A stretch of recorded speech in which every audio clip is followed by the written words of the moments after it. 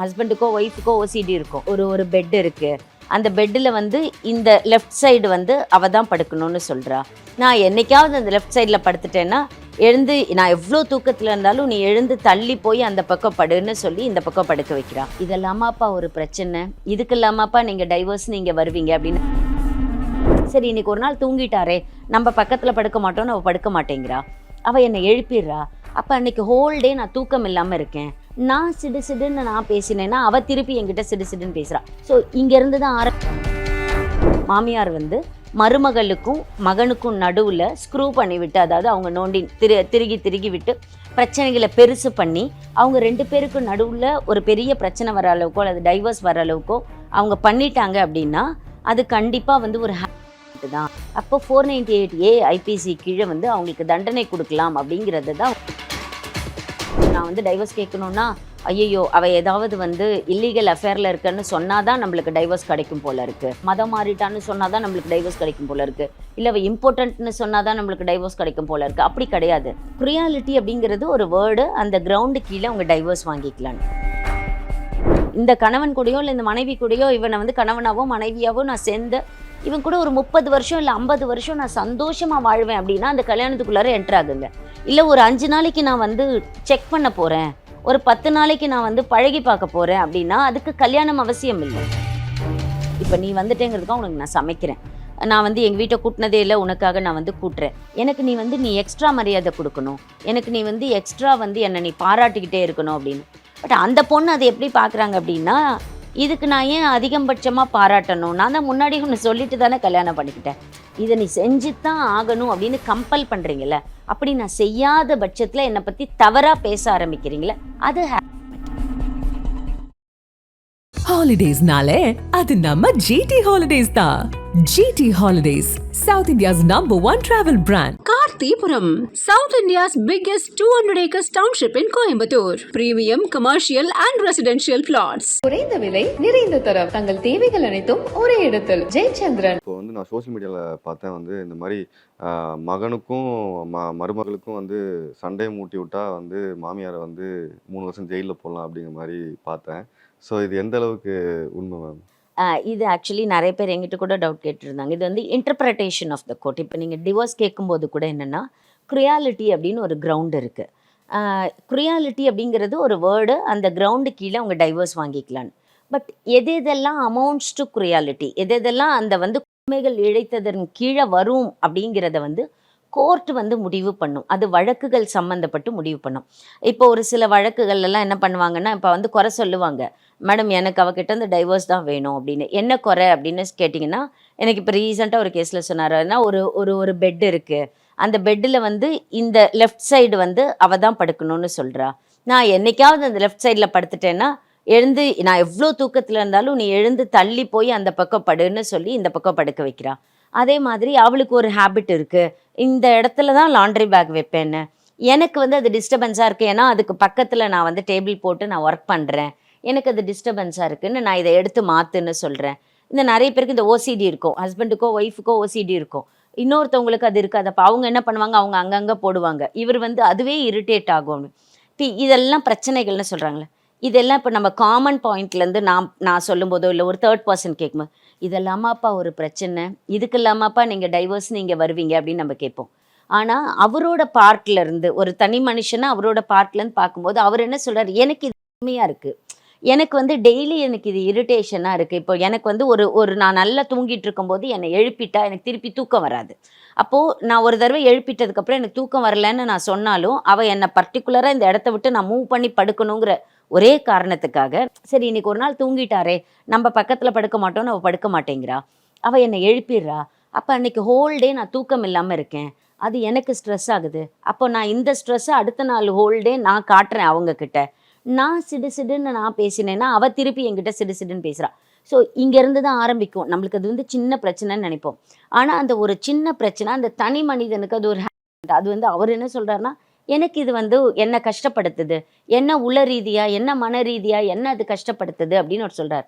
இப்போ கோர்ட் என்ன பண்ணணும் அப்படின்னா, வழக்குகளை விசாரித்து முடிக்கிற பட்சத்தில் கோர்ட் இன்டர்பிரட் பண்ணணும். இந்த மாதிரி விஷயங்கள் எல்லாம் இது வந்து ஒரு க்ரியாலிட்டிக்குள்ளார வருமா, இந்த மாதிரி விஷயங்கள் எல்லாம் அவரை வந்து உள ரீதியாவோ மன ரீதியாவோ உடல் ரீதியாவோ துன்புறுத்தினதா கணக்காகுமா அப்படின்னு பார்க்கணும். இதுதான் இன்டர்பிரட்டேஷன் ஆஃப் லா ஒவ்வொரு தடவையிலையும்.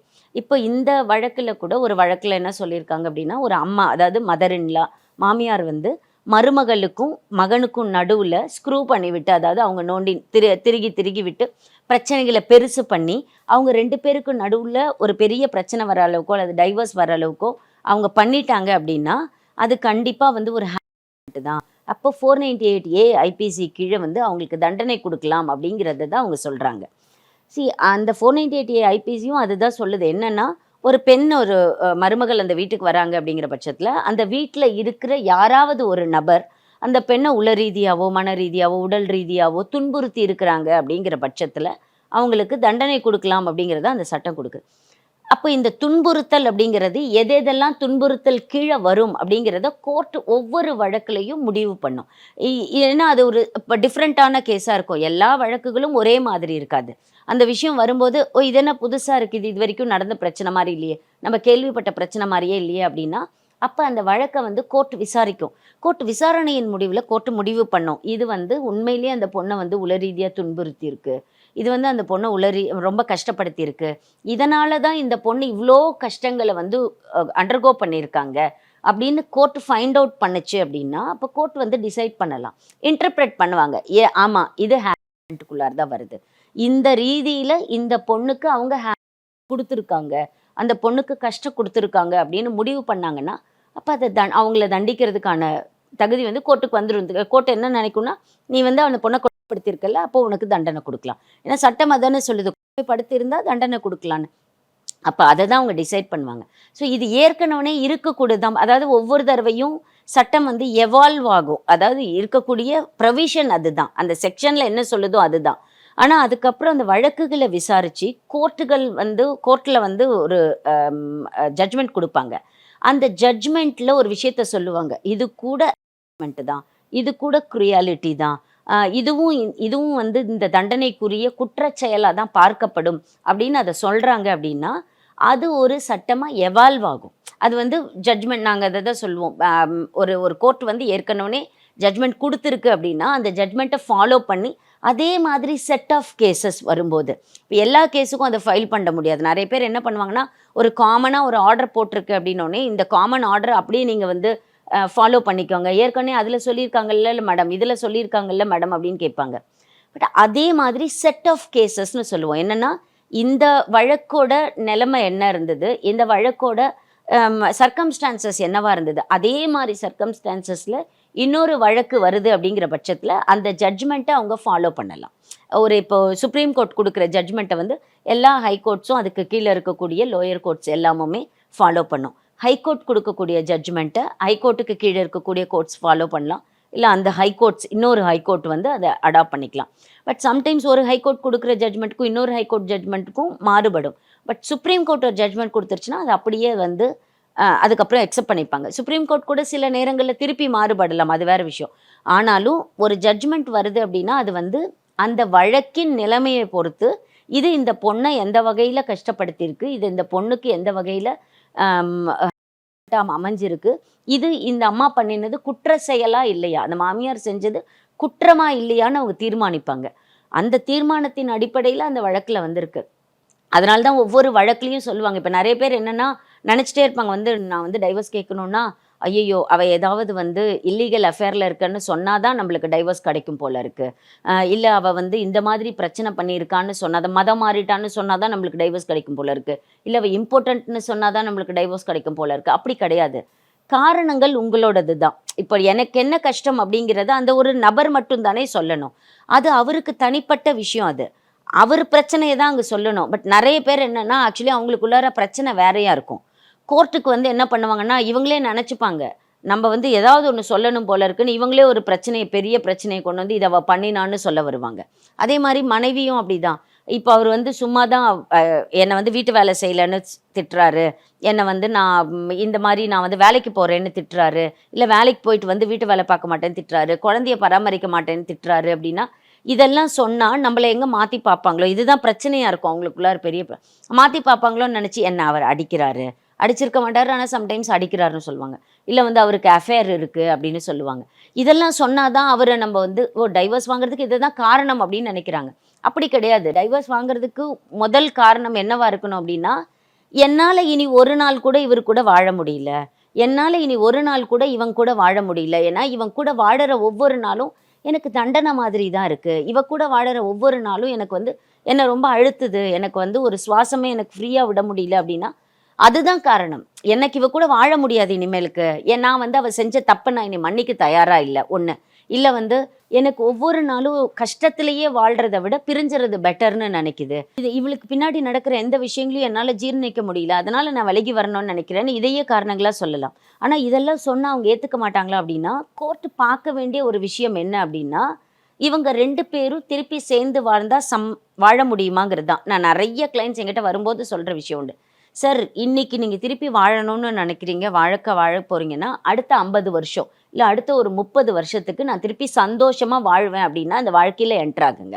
கல்யாணம் ஆகும்போது கூட அப்படிதான். இந்த கணவன் கூடயோ இல்லை இந்த மனைவி கூடயோ இவனை வந்து கணவனாவோ மனைவியாவோ நான் சேர்ந்து இவன் கூட ஒரு 30 வருஷம் இல்லை 50 வருஷம் நான் சந்தோஷமாக வாழ்வேன் அப்படின்னா அந்த கல்யாணத்துக்குள்ளார என்ட்ராகுங்க. இல்லை ஒரு 5 நாளைக்கு நான் வந்து செக் பண்ண போகிறேன், ஒரு 10 நாளைக்கு நான் வந்து பழகி பார்க்க போகிறேன் அப்படின்னா அதுக்கு கல்யாணம் அவசியம் இல்லை. இல்லை நீங்கள் வந்து கல்யாணம் பண்ணி உள்ளார போவாங்க. நிறைய பேர் என்ன பண்ணுவாங்கன்னா, நாங்கள் இனிஷியலாக வருவாங்க, கல்யாணம் ஆகி ஒரு 2 வருஷத்தில் எங்ககிட்ட டைவர்ஸ்க்குன்னு வருவாங்க. அப்போ குழந்தையெல்லாம் உங்களுக்கு இருக்கவே இருக்காது. அப்புறம் என்ன பண்ணுவோம் நாங்கள், இல்லை நீங்கள் கொஞ்சம் சேர்ந்து பாருங்களேன், நீங்கள் சொல்கிறதுலாம் ஒரு பெரிய பிரச்சனை இல்லைன்னு 2 பேருக்கும் உட்காந்து நல்லா கவுன்சிலிங் எல்லாம் கொடுத்து அதுக்கப்புறமா சரி ஓகே நீங்கள் போய் சேர்ந்து வாழுங்கன்னு அனுப்பிச்சி வச்சுருவோம். உடனே இவங்க சேர்ந்து வாழறேன்னு போயிட்டு ஒரு 6 மாதத்தில் குழந்தை ஃபார்ம் ஆகிடும், இல்லை குழந்தை பிறந்துரும் 1 வருஷத்தில். குழந்தைய தூக்கிட்டு திருப்பி டைவர்ஸ்க்குன்னு வருவாங்க.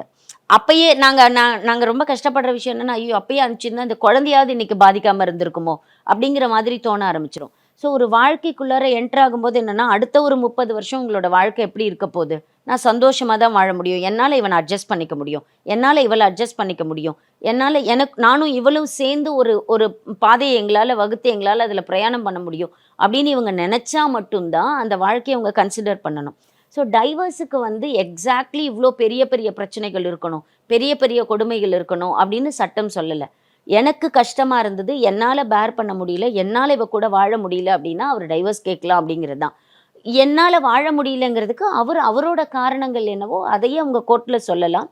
பட் கோர்ட் தீர்மானிக்கும் முடிவில், இந்த காரணங்கள் நீங்கள் 2 பேரும் பிரியறதுக்கு உகந்த காரணங்கள் தான், அப்படி இருந்தால் சரி டைவர்ஸ்னு கிராண்ட் பண்ணுவாங்க.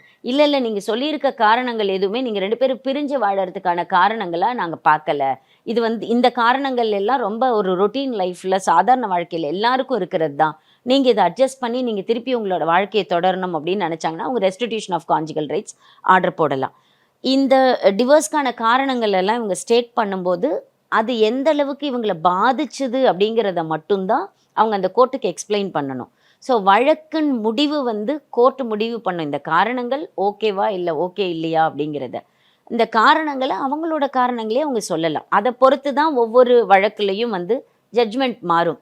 ஆமாம் இது வந்து ஹராஸ்மெண்ட்டு தான், இது வந்து குற்றம் தான். இப்போ ஒரு ரீசன்ட் கேஸில் கூட நான் பார்த்தேன், என்னென்னா ஒரு டெட் லைஃப், ஒரு ரொம்ப நாளாக பிரிஞ்சே இருக்காங்க, அவங்க ஒரு 5 வருஷமா இல்லை 7 வருஷமா பிரிஞ்சிருக்காங்க அப்படின்னா அந்த உறவு வந்து அந்த ரிலேஷன்ஷிப் ஒரு டெட் ரிலேஷன்ஷிப்பாக தான் பார்க்க முடியும். இப்போ ஒரு 7 வருஷமாக பிரிஞ்சவங்க வந்து திருப்பி போய் சேர்ந்து வாழ்வாங்கன்னு நம்ம எதிர்பார்க்க முடியாது.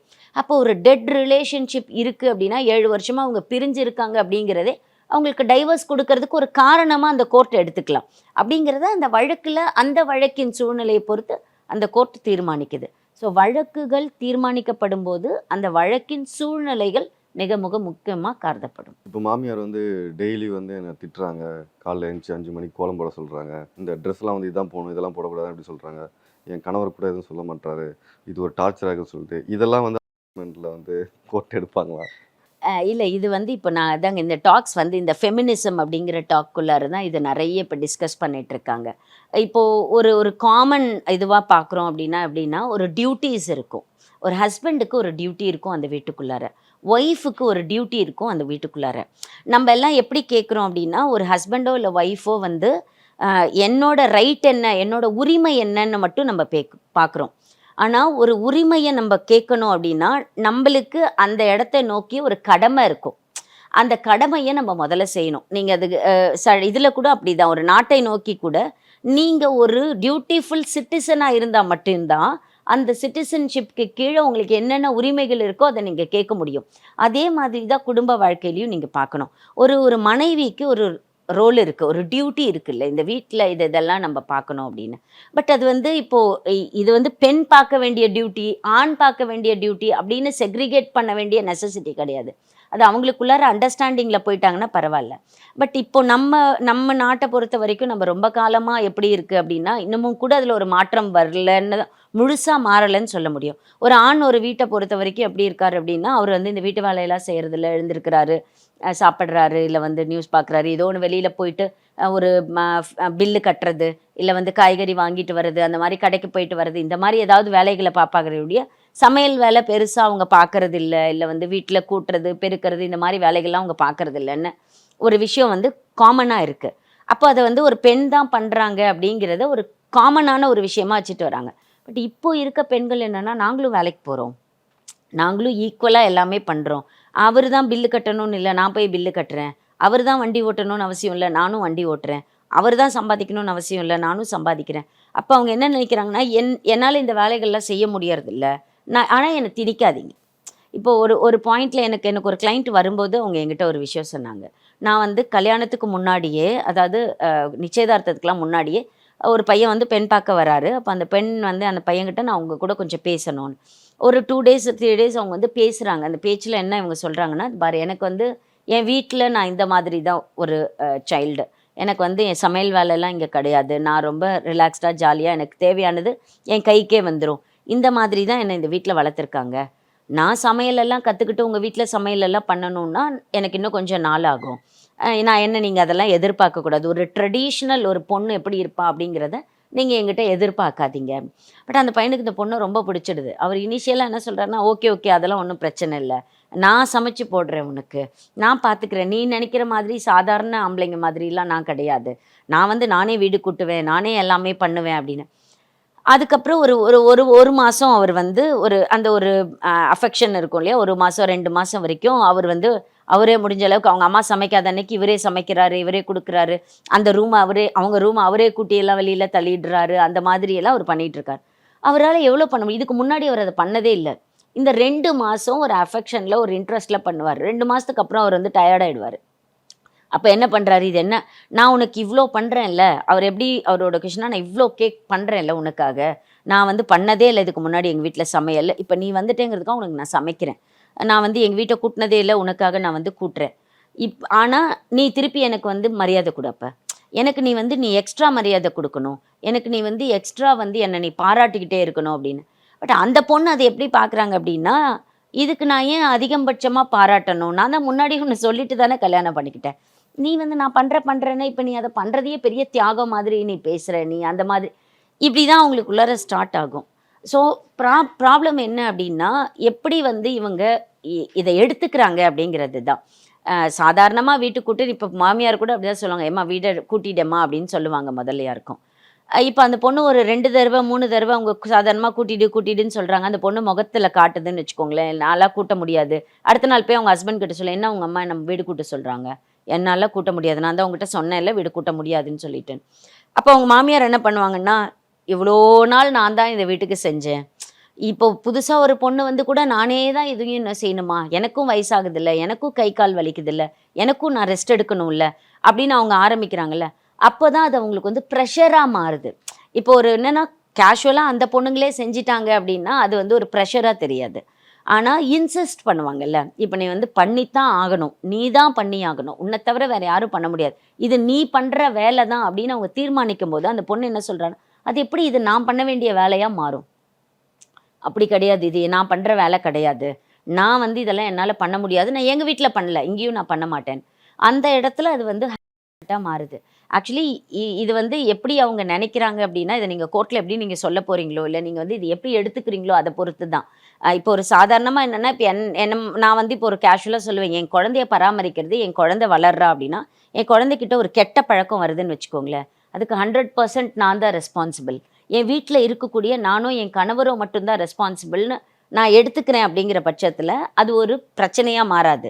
ஆனால் என் குழந்தை ஒரு தப்பு பண்ணும்போது, இது நான் பண்ணுற தப்பு இல்லை, இவள் வெளியில் எங்கேயோ இருந்து கற்றுக்கிட்டு வரா, ஈவன் நான் வேற யாருக்கிட்டயோ இருந்து கற்றுக்கிட்டு வரா அப்படின்னா அப்போ தான் வந்து அது யார் பண்ணினாங்க அப்படின்னு நம்ம ப்ளேமை தூக்கி இன்னொருத்தர் மேலே போடுறோம்ல, அப்போ அது வந்து ஆட்டோமேட்டிக்காக நான் எப்படி சொல்ல ஆரம்பிப்பேன் அப்படின்னா, இது வந்து எனக்கு ஹேபிட்டாக இருக்குது, அவங்க எல்லாரும் நான் தான் காரணம்னு சொல்கிறாங்க, நான் குழந்தை கூட வளர்த்தேன் அப்படின்னா நான் தான் அவளை ஸ்கூலுக்கு கூட்டு போய் விட்டேன், நான் தான் கூட்டிகிட்டு வந்தேன், நான் தான் சாப்பாடு கொடுத்தேன், என்னை பார்த்து தான் அவள் வளர்றாங்கிறதுக்காக அந்த கெட்ட பழக்கத்துக்கு நான் காரணம்னு சொன்னாங்க அப்படின்னா அப்போ எனக்கு அது மாறுதுங்கிற மாதிரி தான். ஸோ ஒரு பிரச்சனை வந்து இது ரொம்ப சாதாரண பிரச்சனை தான் ஒரு காமன் பாயிண்ட் ஆஃப் வியூவிலேருந்து. ஆனால் அது அந்த சம்மந்தப்பட்ட நபரின் பாயிண்ட் ஆஃப் வியூவிலேருந்து அது எப்படின்னா, நானாக விரும்பி செய்யும்போது எனக்கு அது பிரச்சனை கிடையாது, என்னால் ஒரு நாள் முடியல அப்படின்னா நீங்கள் அட்ஜஸ்ட் பண்ணி விட்டுட்டீங்கன்னாலும் எனக்கு பிரச்சனை கிடையாது.